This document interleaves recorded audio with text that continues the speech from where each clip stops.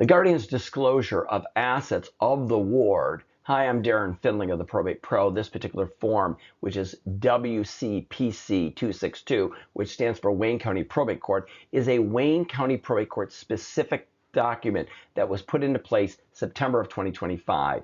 It was designed to address the court rule MCR 5.409B, which specifies that there's a requirement to disclose to the court that the court should make a determination of whether there is a need for additional protection of a ward's assets. It's important to remember that a guardian generally is managing care and well-being and the health of the individual, and the conservator, if one's appointed, is addressing legal and financial, or maybe there's a power of attorney in place that's addressing the financial. But in Michigan, we differentiate between the guardian, who is managing the care and well-being, and the conservator or power of attorney that is managing the financial. So in this particular case, the guardian disclosure is filed contemporaneous with the appointment of the person who has been appointed the guardian, and then served upon the interested parties, and then yearly the court wants a disclosure to ensure that the court is kept apprised as to whether any assets have come into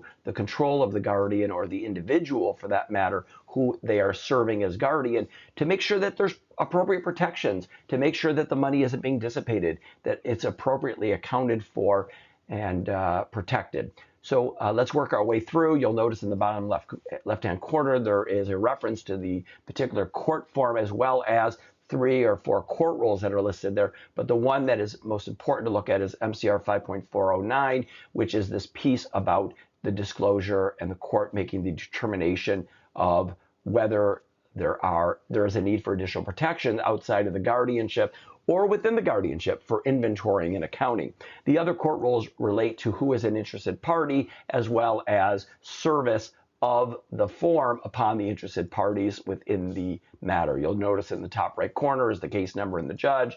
The middle section identifies what the use note is, the use case for this particular form, and that it contemporaneous with the filing of it, you should be filing a proof of service, which is the form PC 564, disclosing to the court that you have served the interested parties this particular form. You'll notice it has a statement that you're disclosing the information of the ward. The ward is the individual upon which the guardian is serving as their fiduciary, a complete and accurate inventory of all assets and income for which the ward has an interest. Now, this is an interesting thing because it's very loose as what it means by has an interest. So, for example, if they're a named beneficiary, or if it's a trust asset, it's a little unclear as to how this form is going to play as it relates to what the court is expecting to be included in it, because it speaks about an individual asset, but the person who's under guardianship may have trust assets,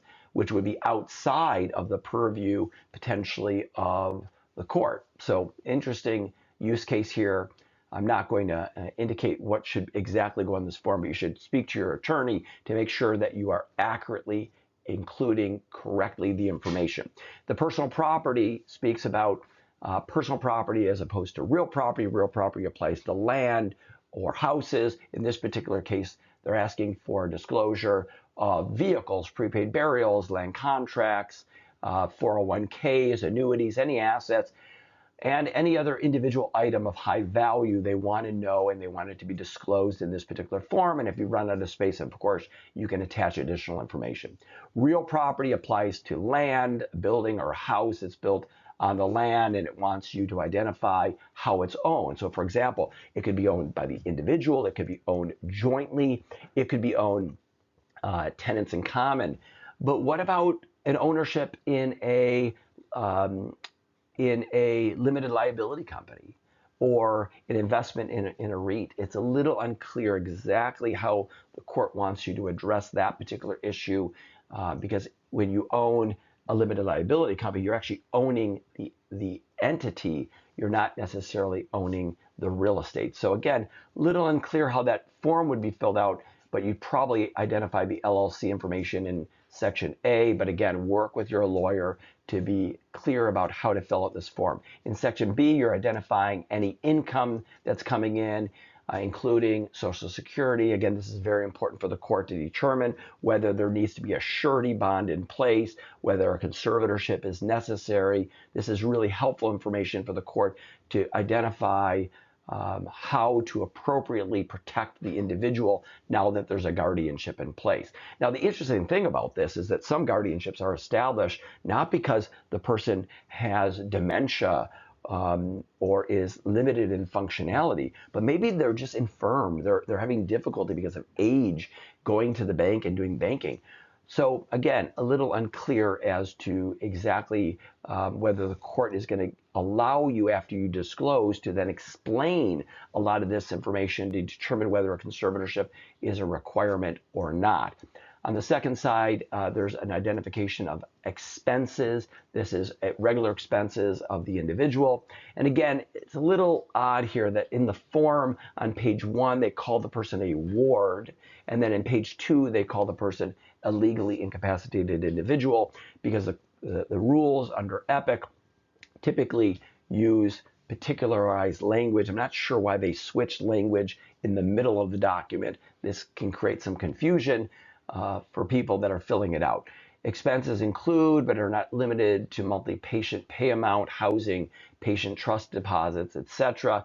And you're supposed to list them there. And again, if there's not enough room, you would continue.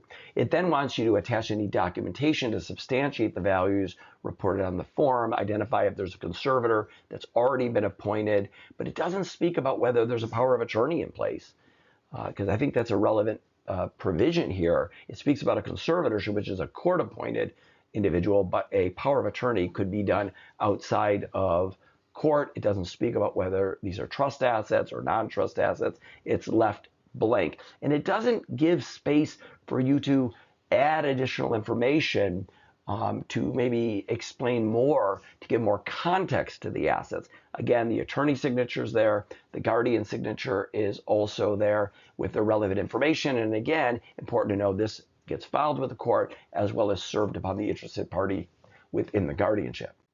At the Probate Pro, we are interested in helping people through these types of probate-related issues. This is the guardian's financial disclosure, but if you have questions about any probate-related issues, please contact us at 833-PROBATE or visit us at theprobatepro.com.